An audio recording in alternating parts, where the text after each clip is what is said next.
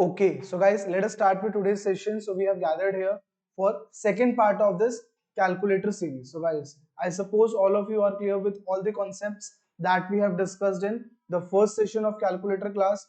Now guys, we will be extending our previous class और कुछ और हम functions के बारे में आज की क्लास में बात करेंगे. Is it clear? So guys, I am again asking you, no doubts from previous session?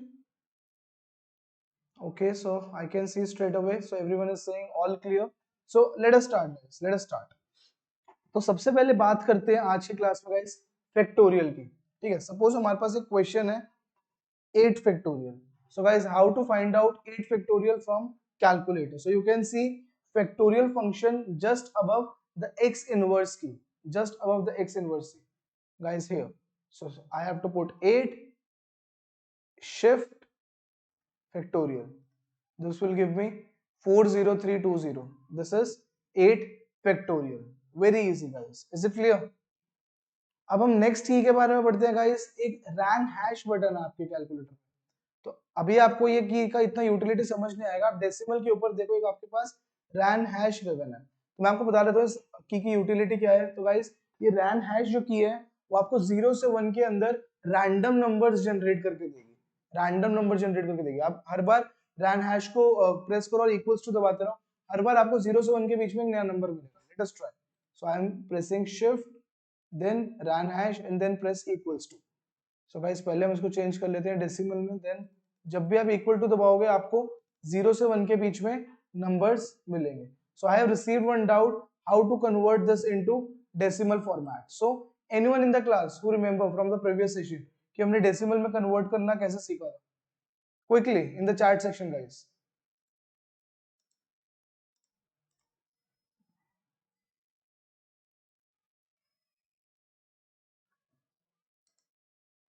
Okay, I have started receiving few responses.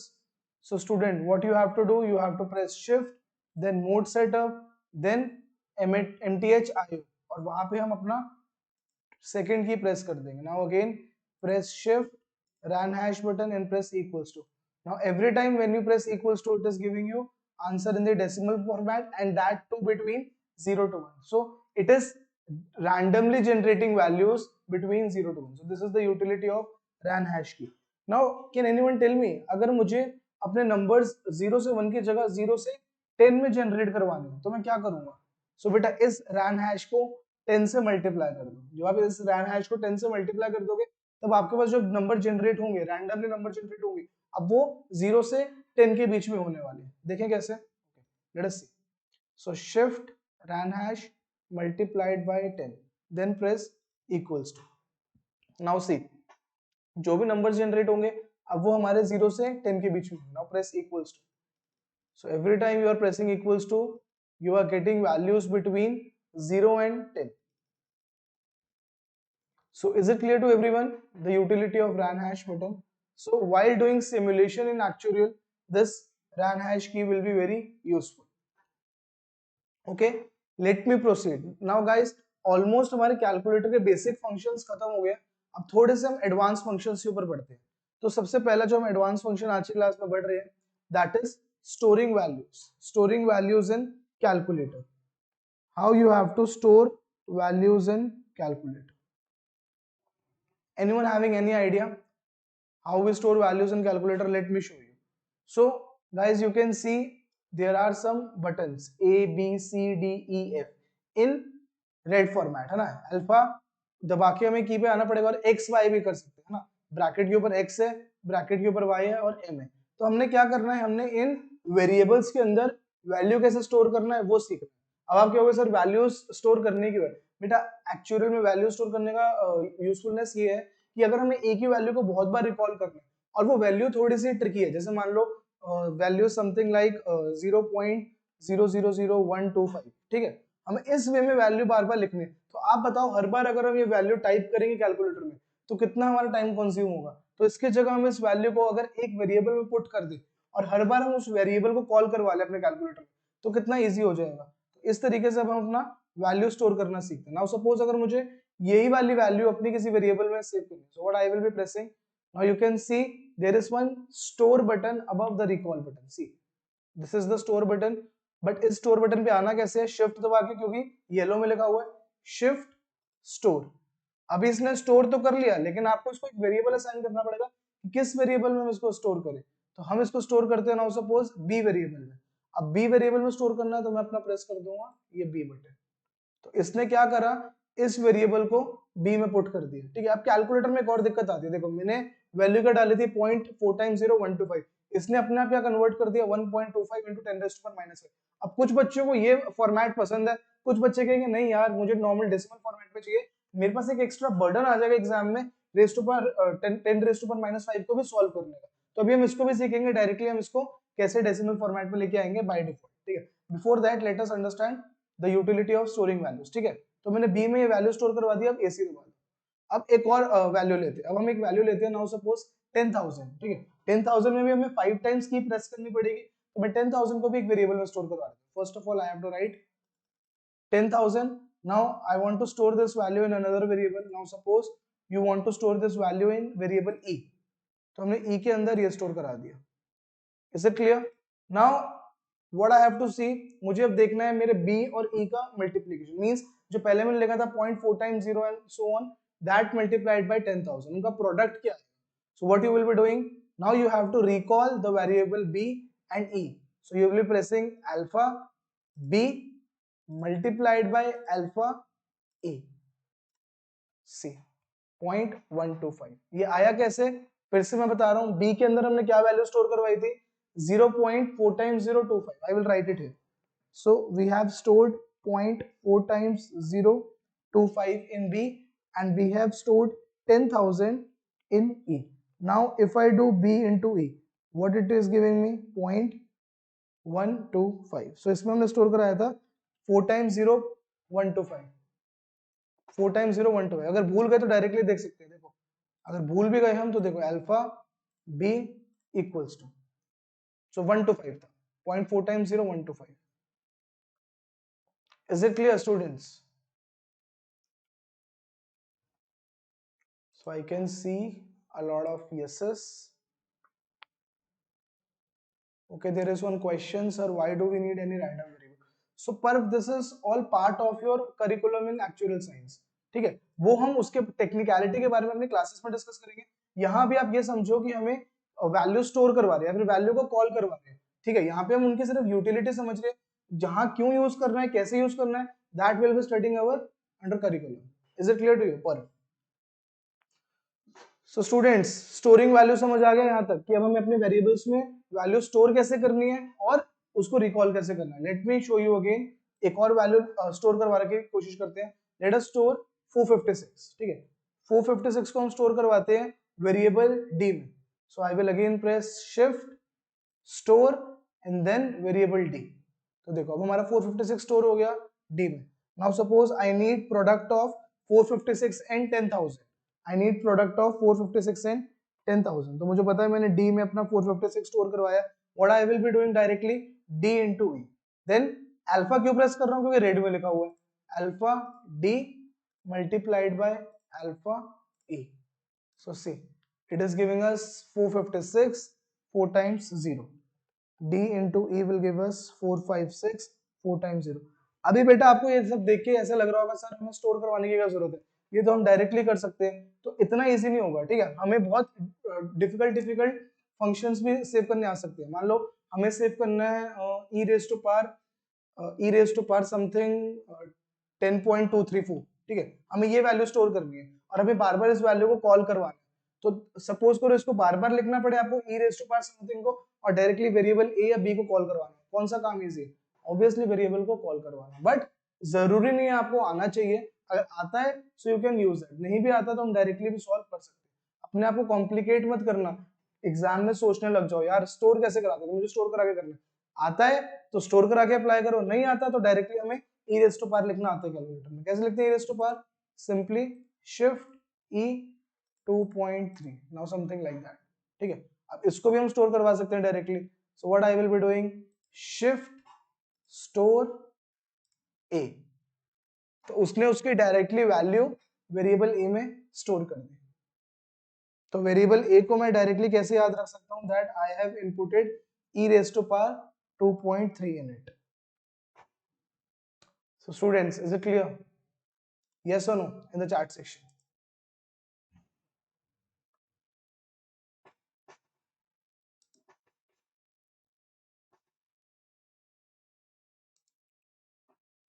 Okay, so there is one question, sir. How to clear the variable b memory? Very important question. तो बेटा clear करने के लिए तो हम पूरा calculator clear कर सकते हैं. देखो डायरेक्टली हमें कैलकुलेटर कैसे क्लियर करना है? Shift 9 then 3 equals to AC है ना. अभी मैं कर नहीं रहा.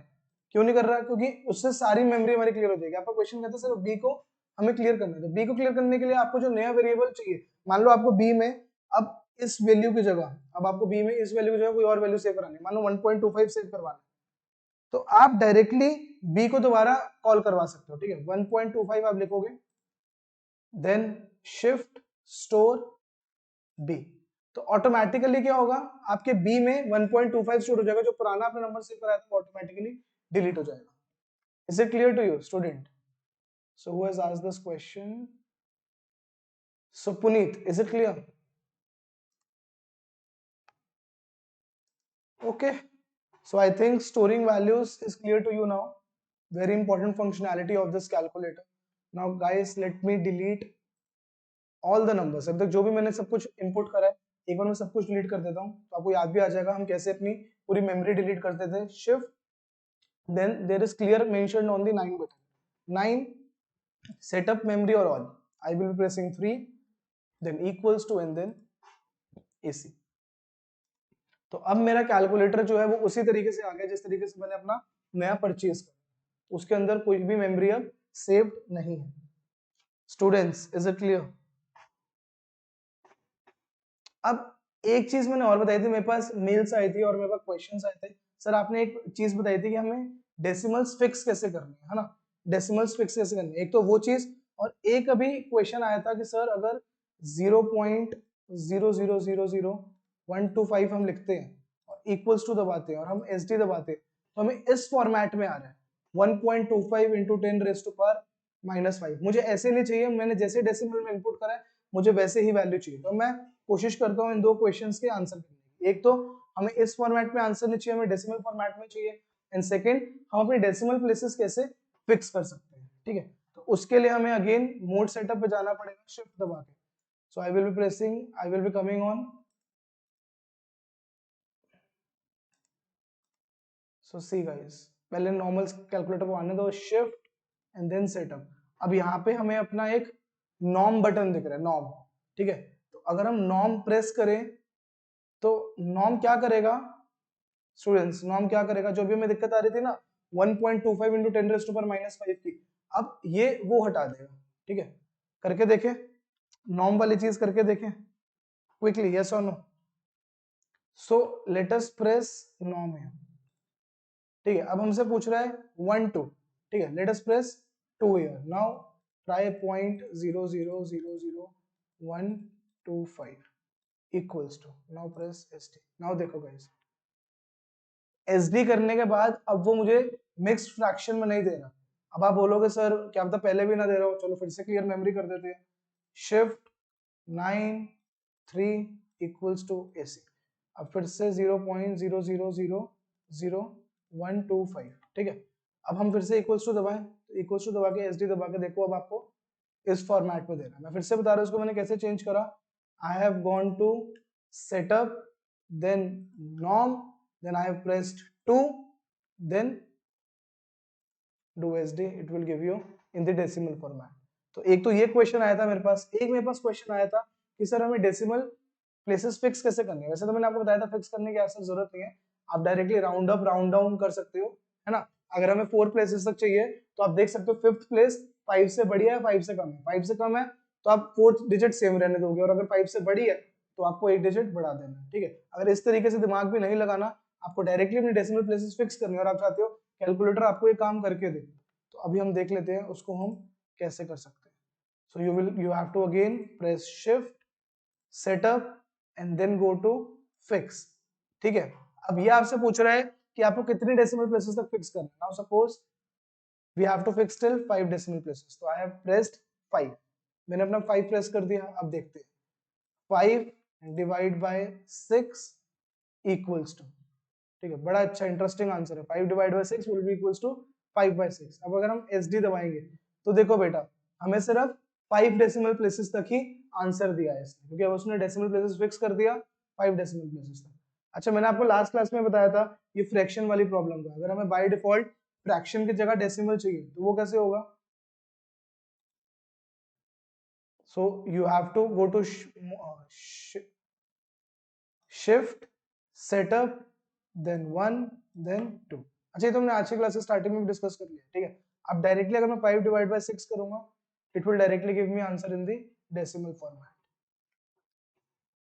So students, is it clear? Quickly, yes or no in the chat section. I am going really slow.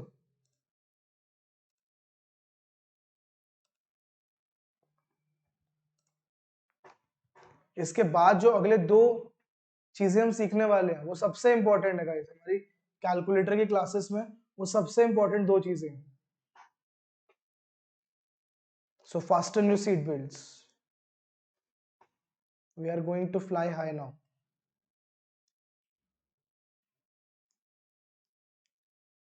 Can I discuss? Okay, let us discuss two very important functionalities of this scientific calculator. तो guys मैं ये नहीं बोल रहा सिर्फ यही important है, लेकिन हाँ ये दो चीजें हमारी बहुत ज्यादा इंपॉर्टेंट है। क्यों इंपॉर्टेंट है? क्योंकि through out ACET, CS1, CM1 हम इन दो चीजों का बहुत ज्यादा यूज कर रहे होंगे। एक तो stats mode and second linear interpolation. तो पहले हम स्टार्ट करते हैं लीनियर इंटरपोलेशन से। So anyone having any idea linear interpolation का मतलब क्या होता है? करना तो बाद में सीखेंगे, लेकिन लीनियर इंटरपोलेशन का मतलब पता है आपको? तो गाइस कभी कभार क्या होता है, हमारी इक्वेशन, हमारी मैथमेटिकल इक्वेशन उस फॉर्मेट में फंस जाती है जिसमें हम नॉर्मल तरीके से उसको सॉल्व नहीं कर सकते, या फिर उसको सॉल्व करने का मेथड बहुत बड़ा होगा या फिर कर ही नहीं पाएंगे। तो उसको हम कैसे सॉल्व करते हैं? हिट एंड ट्रायल से। ठीक है, याद है जब हम बचपन में अपना क्यूब रूट निकालते थे तो पहला रूट निकालने के लिए हम क्या करते थे? हिट एंड ट्रायल करते थे, फिर एक रूट आ जाता था, फिर उसको यूज करके हम अगले दो रूट्स निकालते थे। तो वैसे ही हिट एंड ट्रायल मेथड को सॉल्व करने का एक तरीका है लीनियर इंटरपोलेशन, और दूसरा तरीका एक हम एक्सेल में सीखेंगे, कौन सा? गोल सीक फंक्शन। ठीक है, यहाँ पे हमें अब हिट एंड ट्रायल नहीं करना पड़ेगा, हम डायरेक्टली कैलकुलेटर को देंगे फंक्शन और वो हमें डायरेक्टली अपना क्या दे देगा? आंसर दे देगा। गेटिंग इट और नॉट? क्विकली यस और नो? तो मैं अभी आपको एक इक्वेशन बताऊंगा, मैं आपको अभी एक इक्वेशन बताऊंगा, ठीक है, उस इक्वेशन को हम सॉल्व करेंगे using linear interpolation. So guys, quickly write the equation in your notebooks. So equation is looking like 1000 v cube minus 250 v square minus 250 v minus 150 equals to 0. So students, you have to solve for v, लेकिन v भी अपने आप में एक और variable का function है, तो v इक्वल्स टू 1/1 प्लस आई। तो एक तरीके से हमें i निकालना है। What is i here? तो ये हमारी इक्वेशन है। आप बोलोगे सर डायरेक्टली कैसे निकल जाए? तो बेटा हम क्या करते हैं अपने सब्जेक्ट्स में, specially in CM1, what we do here, हम अपना i पहले गेस करते हैं। ठीक है, हम अपना i गेस करेंगे 10%, 20%। तो हमें i अपना ऐसे गेस करना होता है कि एक जो नंबर है वो मेरा 0 से बड़ा है, मतलब इस इक्वेशन का एक आंसर 0 से बड़ा है और एक आंसर 0 से कम है। फिर उन दोनों वैल्यूज को हम यूज करके अपनी लीनियर इंटरपोलेशन अप्लाई करते हैं। तो लीनियर इंटरपोलेशन का फॉर्मूला भी लिख लो, अगर हम नॉर्मल कॉपी पेन पे कर रहे हैं तो उसका फॉर्मूला क्या होता है? x minus x1 upon x2 minus x1 will be equals to fx minus fx1 upon fx2 minus fx1। अब समझते हैं यहाँ पे ये सारे वेरिएबल्स क्या है। तो बेटा x1 जो है, जो मैं अपना i का पहला गेस करूंगा, ठीक है, दैट इज x1, और fx1 क्या है? उसके कॉरेस्पॉन्डिंग इस फंक्शन की वैल्यू। तो जो मैंने मान लो x1 गेस करा सपोज 10%, तो हो सकता है मेरे पास fx1 समथिंग मान लो 100 आ गया, एंड आई डोंट नो क्या आएगा, मैं सिर्फ आपको एक एग्जांपल दे रहा हूँ। तो बेटा x1 हो गया 10% और fx1 हो गया 100, जो कि उस x1 को पुट करने पे आ रहा है। सिमिलरली x2 क्या होगा? आपका सेकंड गेस, और fx2 क्या होगा? सेकंड गेस पे फंक्शन की वैल्यू। तो वही मैं आपको कह रहा था, ये जो फंक्शन की वैल्यूज है हमें इस तरीके से गेस करनी पड़ती है कि पहली वैल्यू 0 से बड़ी आए और एक वैल्यू 0 से कम आए। और फिर हम उन सारी चीजों को यहाँ पे पुट कर देते हैं और हमें क्या चाहिए अल्टीमेटली हमें अपने फंक्शन की वैल्यू क्या चाहिए 0। तो हमारे पास एक इक्वेशन और वेरिएबल सिर्फ एक ही बचा है x, और हम इस x को फाइंड आउट करने की कोशिश कर रहे हैं। देखो कितना लंबा प्रोसीजर, पहले x1 गेस करा, x1 के कॉरेस्पॉन्डिंग fx1 निकाला, x2 गेस करा, x2 के कॉरेस्पॉन्डिंग fx2 निकाला, फिर उसको यहाँ पे पुट करा और फिर हमारी x की वैल्यू आएगी। और इन सब के बीच में क्या ध्यान रखना है कि एक वैल्यू हमारी इस तरीके से गेस करनी है 0 से बड़ी आए फंक्शन की वैल्यू, और एक वैल्यू ऐसे गेस करनी है फंक्शन की वैल्यू 0 से कम आए, फिर जाके हमारा आंसर आएगा। लेकिन कैलकुलेटर में ऐसा कुछ भी नहीं करना। देखें कैसे सॉल्व करेंगे। पहले ये बताओ सबको समझ आ गया लीनियर इंटरपोलेशन होता क्या है? Quickly in the chat section. So I can see straight away a lot of yeses. So let us understand how to solve this question in our FX82 ES Plus. If any one of you using any other version, this function will be available. Don't worry. So guys, what we have to press first, we have to go to mode setup. ठीक है, सबसे पहले हम जाएंगे अपने mode पे। तो देखो अभी तक हमने जो सारी कैलकुलेशंस करी है ना, वो कंप्यूटेशन मोड पे करी है। अभी हम आज की क्लास में स्टैट्स मोड पे डिस्कस करेंगे, but before that let us move to third mode, that is table mode. अब यहाँ पे हमें अपनी इक्वेशन पुट करनी, लेकिन गाइस देखो जो इक्वेशन पुट कर रहे हैं हम, उसका वेरिएबल क्या है x, तो हमें अपनी इक्वेशन में x के फॉर्मेट में ही पुट करनी पड़ेगी। तो कोई मुझे देख के बता सकता है कैलकुलेटर में कि x वेरिएबल कहाँ लिखा हुआ? Quickly comment in the chat section, x variable हमें अपना कहाँ से मिलेगा? Quickly tell me students.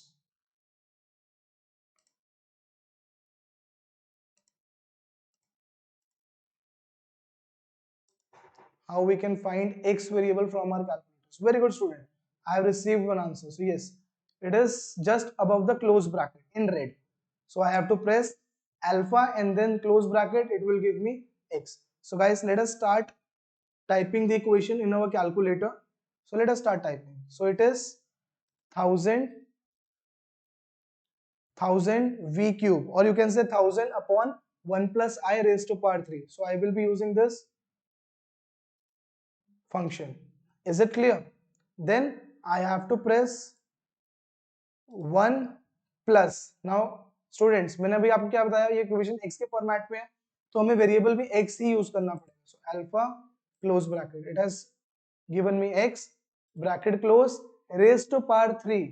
So either you can directly use x cube, or I will just go to here in general and press 3 here. So students अब मुझे इसके आगे जाना है। आगे जाने के लिए आई will be using my right arrow की, लेकिन जब मैं सिंगल प्रेस कर रहा हूँ राइट एरो की को, तो वो पावर से हटा के मुझे वापस डिनोमिनेटर में रख रहा है। लेकिन मुझे डिनोमिनेटर में नहीं जाना, अब मुझे इक्वेशन में माइनस साइन चाहिए, और माइनस क्या करना है इस पूरे फंक्शन को। तो मैं अगेन अपना राइट एरो की एक और बार प्रेस करूंगा, then I will be pressing minus, again I will be using this.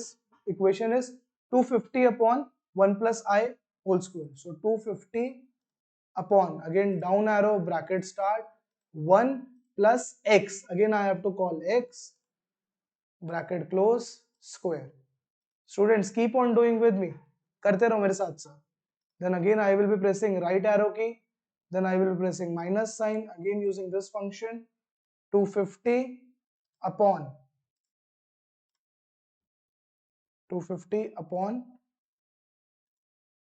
1 plus 250 upon 1 plus x, again right arrow key twice, then minus 150. So quickly put this equation students, then we will discuss. Okay students, I have received one question, why I equals to x? बेटा मैं आपको नहीं बोल रहा I equals to x है, मैं सिर्फ ये बोल रहा हूँ आपको जो कैलकुलेटर में फंक्शन है वहां आपको f of I नहीं मिलेगा, आपको डिफॉल्ट f of x ही मिलेगा। तभी मुझे अपनी पूरी इक्वेशन में I की जगह x पुट करना पड़ रहा है। तो मेरी इक्वेशन क्या बन जाएगी 1000 upon 1 plus x raised to power 3 minus 250 upon 1 plus x raised to power 2 minus 250 upon 1 plus x minus 150. So this is my equation. Students quickly, yes or no? Is it clear? सबने input कर लिया equation, now press AC। ठीक है, हम अपना normal equals to press कर देते हैं यहाँ पे। अब अपना आप नॉर्मल इक्वल्स टू प्रेस कर दो इस इक्वेशन में। तो इक्वल्स टू प्रेस करने के बाद आप देखोगे एक आपके पास स्टार्ट पूछ रहा है। अच्छा, ये सब करने से पहले एक बार हम मेमोरी डिलीट कर लेते हैं, क्योंकि याद है आपको हमने 5 डेसिमल प्लेसेस फिक्स करे थे। आई डोंट नीड कि कोई भी चीज मेरी इसको चेंज करे, ठीक है। तो एक बार जल्दी से हम मेमोरी इरेज कर लेते हैं। Shift clear 3 equals to AC। अब दोबारा से वो हम मोड पे जाएंगे, टेबल पे जाएंगे, दोबारा इक्वेशन पुट कर लेते हैं जल्दी जल्दी, ठीक है। सो जिसने नहीं अभी तक करा था, एक बच्चा मेरे से पूछ भी रहा था सर रिपीट, तो बेटा जल्दी से देख लो। अब हम दोबारा उसको रिपीट करने जा रहे हैं। 1 plus x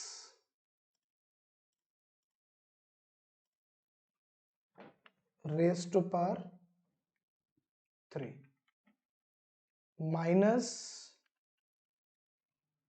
250। okay, I think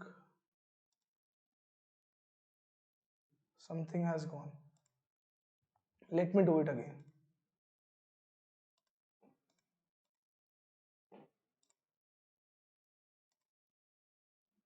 So it will be 1000 upon 1 plus x raised to power 3 minus 250 upon 1 plus x raised to power 2 minus 250 upon 1 plus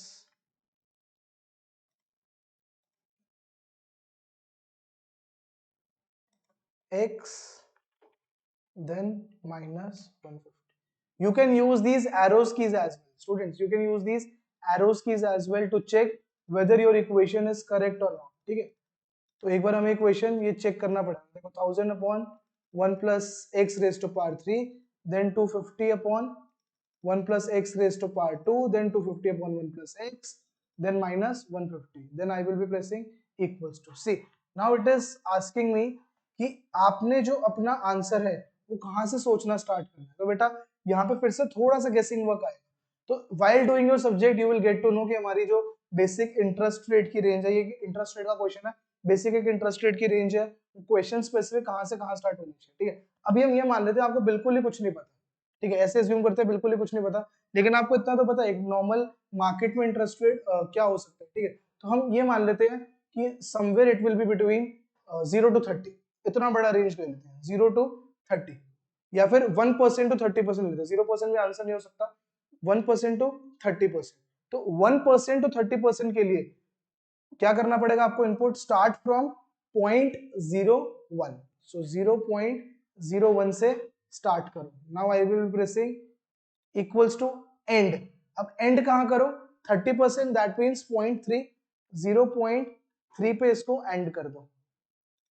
now it is asking you step. Step का क्या मतलब है, ठीक है, हम इस x में zero put करेंगे सबसे पहले, सॉरी हम इस x में 1% पुट करेंगे सबसे पहले। तो मैं स्टूडेंट्स आपको रिपीट कर देता हूं, मैंने क्या बोला, स्टार्ट विथ 1%, एंड एट 30%।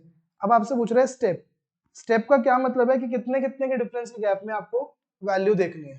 तो हम डाल देते हैं 1% के गैप में, हर 1% के गैप में हमें वैल्यू चाहिए। तो 1% पे नेक्स्ट आंसर मुझे 2% पे दो, फिर 3% पे, 4% पे, एंड सो ऑन, मुझे 30% तक आंसर दो। तो कितनी हमें वैल्यूज देगा ये, 1%, 30%, टोटल 30 वैल्यूज हमें देगा। सो let us put 1%, so it will be 0.01 equals to, when you will be pressing equals to, your calculator will hang for 3-4 seconds, don't worry. So students, आपका कैलकुलेटर हैंग हो जाएगा 2-3 seconds के लिए, फिर आपको answer देगा, so टेंशन नहीं लेनी यहाँ पे। अब देखो हमें क्या बोल रहे हैं कि अगर x को आप 1% पुट करोगे तो आपकी fx की वैल्यू 327.99 आ रही है, जबकि हमें fx की वैल्यू तो 0 चाहिए थी। तो यहाँ से हमें ये तो पता लग गया 1% से तो नहीं बनेगी बात, है ना। तो डायरेक्टली मैं नीचे जाना शुरू करूंगा। स्टूडेंट्स देखो, जैसे जैसे मैं इंटरेस्ट रेट इंक्रीज कर रहा हूँ, अपना x की वैल्यू इंक्रीज कर रहा हूँ, वैसे वैसे मेरी फंक्शन की वैल्यू डिक्रीज हो रही है। So what you can say, x and fx has an inverse relationship. तो यहाँ से देखो मैंने जाना शुरू करा, तो मैं देख रहा हूँ मेरी वैल्यू 0 के पास आने वाली है। सो सी 0.25 पे 0.25 पे मेरी वैल्यू है 2 और 0.26 पे मेरी वैल्यू है -5.977। तो मैं ये लिख लेता हूँ 25% पे जस्ट क्लोज टू 25 मेरी fx की वैल्यू पॉजिटिव है और 26 पे मेरी fx की वैल्यू नेगेटिव है। तो अभी काम हमारा कंप्लीट नहीं हुआ, ठीक है। हमें कहाँ चाहिए आंसर, हमें बहुत क्लोज चाहिए आंसर 0 से, ठीक है। मैं ये नहीं कह रहा एग्जैक्टली 0 आना चाहिए, लेकिन 0.01 के तो क्लोज आना चाहिए आपका आंसर, तब आप स्टॉप कर सकते हो ये करना। तो अब हमें क्या पता लग गया, हमारी वैल्यू जो है 25% और 26% के बीच में। तो अब मैं क्या करूंगा, मैं वापस से एक और बार लीनियर इंटरपोलेशन अप्लाई करूंगा। So again I will be pressing AC, AC press करते मेरी इक्वेशन वापस वहीं पे आ गई। अब वापस मैं प्रेस क्या करूंगा, इक्वल्स टू। अब इक्वल्स टू में पूछ रहा है मेरे से स्टार्ट कहां से करें। अब मुझे स्टार्ट क्या 1% से करना नहीं, अब मैं स्टार्ट करूंगा 25% से। So now start with 0.25। अभी जो 0.01 आ रहा है गाइस, इसको देख के डरना मत, ये बाय डिफॉल्ट दे रहे हैं ना। लास्ट टाइम हमने 0.01 दिया था, तो फिर से पूछ रहे क्या इस बार भी 0.01 से स्टार्ट करना है, कह रहे नहीं, इस बार आप 0.25 से स्टार्ट करो, दैट इज 25%। तो 25% से आपने स्टार्ट करा और एंड कहां पे करो, एंड कर दो आप 26% पे, 0.26 पे एंड कर दो। अब ये बहुत क्रूशियल है। अब आपसे पूछ रहे हैं अब कितने स्टेप्स में देखना है आपको, तो 0.25 से 0.26 तक हमें जाना है। So we are going from 0.25 to 0.26। किस गैप में ले, तो अब आप लो बेटा 0.001 के गैप में। अब हम लेते हैं 0.001 के गैप, 0.001 के gap. Now again equals to दबाओगे, आपका कैलकुलेटर 2-3 सेकंड्स लेगा। तो अब स्टूडेंट्स हम देखिए, अब हमें आंसर क्या मिल रहा है 0.25, 251, 252 एंड लाइक दिस। तो अगर हम देखें तो 252 पे हमारी वैल्यू पॉजिटिव आ रही है 0.3805 और 0.253 पे हमारी वैल्यू नेगेटिव हो गई। देख रहे हो हमारी वैल्यू नेगेटिव हो गई। तो आंसर कहां होगा 0.252 और 0.253 के बीच में। अगर आप एग्जाम में हो तो आप डायरेक्टली आंसर 2.252 भी लिख के आ सकते हो, लेकिन अगर हमें फिर से क्लोज जाना है तो एक और बार लीनियर इंटरपोलेशन अप्लाई करें। अब हमें पता लग गया हमारा आंसर 0.252 और 0.253 के बीच में, 0.252 और 0.253 के बीच में। तो अब आपके पास दो ऑप्शन है, या तो आप 0.25 और 0.26 के जब बीच में ढूंढ रहे थे आंसर, तब उसको स्टेप्स 0.0001 पे दे सकते थे, उसमें आपको 100 वैल्यूज मिल जाएगी, ठीक है। या तो तरीका क्या है 10 वैल्यूज दे दो, क्योंकि 10 वैल्यूज को स्क्रॉल करना आसान है, और फिर एक और बार लीनियर इंटरपोलेशन लगाओ, ठीक है। तो मैं आपको दोनों तरीके बता देता हूँ। पहले हम करते हैं कि अब हम वैल्यू देते हैं 0.252 और 0.253 के बीच में चेक करते हैं। तो I will be pressing equals to, start with this time 0.252, end with 0.253, ठीक है। और स्टेप कितने का, तो इस बार 0.3 times 0 and then 1। See now this time value is getting more closer. तो देखो अब हमें अपना आंसर ऑलमोस्ट आ गया।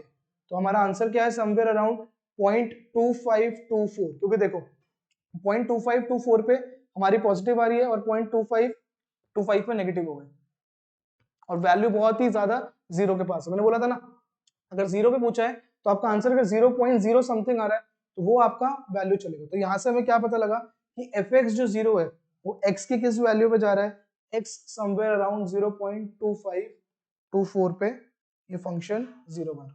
So this will be my value of x। तो अभी आपको लग रहा होगा सर कैलकुलेटर में भी इतना टाइम लग गया, बेटा लगेगा नहीं, एक दो क्वेश्चन आप प्रैक्टिस कर लोगे, this will hardly take 1 to 2 minutes. और लेकिन अगर आप गेसिंग वर्क और कैलकुलेशन पे करोगे, इस फॉर्मूले की कैलकुलेशन पे जाओगे, पहले आप गेस करोगे और फिर कैलकुलेशन पे जाओगे, तब definitely it will going to take 3 to 4 minutes. और ये इतना टाइम मिलता है आपको एग्जाम में इसको सॉल्व करने के लिए, अगर ऐसी कोई क्वेश्चन आएगी इसको सॉल्व करने के लिए, तो आप स्टेप्स करके दिखा दोगे वहां पे, यहाँ पे ये वाले स्टेप्स करके दिखा दोगे, ये वाले सारे। लेकिन हम कर किससे रहे होंगे, कैलकुलेटर से।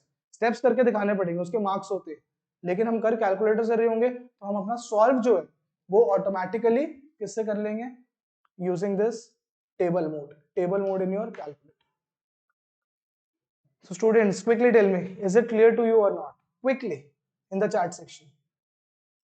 Okay, so guys, clear till here? Let us wind up till here, ठीक है।